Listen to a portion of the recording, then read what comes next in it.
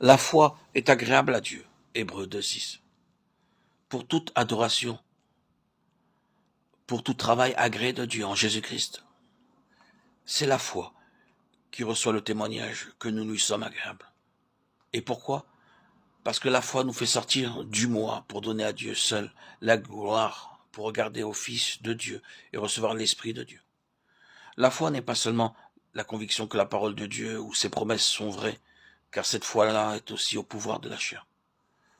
La foi est la faculté spirituelle par laquelle on peut s'attendre au Dieu vivant, l'écouter, recevoir de lui-même sa parole et avoir communion avec lui.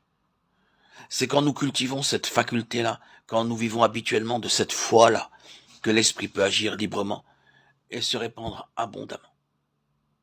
Qui croit en moi, des fleuves d'eau vive couleront de lui. Jean 7, 38. L'Esprit est appelé une semence incorruptible, 1 Pierre 1, 22, 23, parce qu'il se communique à nous par le moyen de la parole écrite. La parole est la partie matérielle de cette semence, tandis que l'Esprit en est la vie même. Voulez-vous recevoir la puissance du Saint-Esprit pour qu'il vous fasse regarder à Jésus, pour qu'il vous révèle Jésus toujours présent, toujours délivrant du péché? Crois seulement. Luc 8, 50. Commencez chaque jour par un acte de méditation et de foi. Recueillez-vous avec calme, non pour voir ce que l'Esprit opère en vous, mais pour vous abandonner à lui, croyant qu'il demeure en vous. Dites avec beaucoup d'humilité, j'ai en moi caché et invisible la semence de la parole vivante, la semence divine. Je sais à présent où elle habite. Prosternez-vous devant Dieu avec crainte et tremblement parce qu'il travaille en vous, et donnez le temps à la foi de vous faire dire avec pleine confiance, j'ai aujourd'hui même le Saint-Esprit en moi. La semence de Dieu demeure en lui, et il ne peut pécher. 1 Jean 3, 9. Allez à vos occupations quotidiennes fortifiées par la foi que le Saint-Esprit habite en vous, et que le Père le fera agir efficacement pour vous, préserver du péché. Laissez l'Esprit vous rappeler souvent que vous êtes le temple de Dieu, et dites-vous avec un saint tremblement, je porte en moi la semence vivante de la vie de Dieu. Lorsque chaque croyant entrera dans cette vie de foi, il persévérera, il sera facile de demander que l'Esprit descende d'en haut sur toute chair. Ô Dieu de miséricorde, toi qui par ton amour et ta toute-puissance te révèles à chacun d'entre nous, dans la mesure où tes enfants peuvent supporter,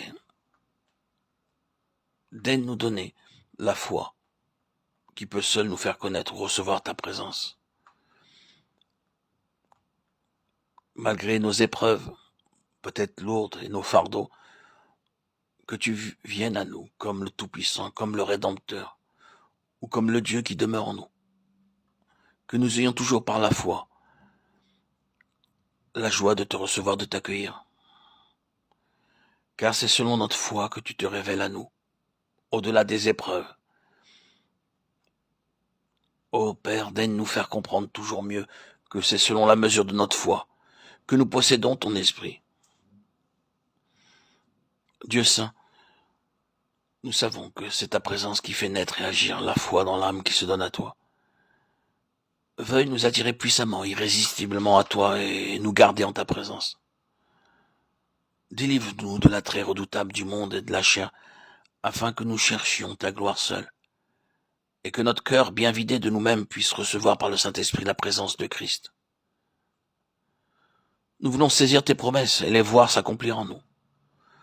Nous voulons attendre en repos ta présence et croire que le Père nous a envoyé son Esprit pour nous révéler que Christ est en nous.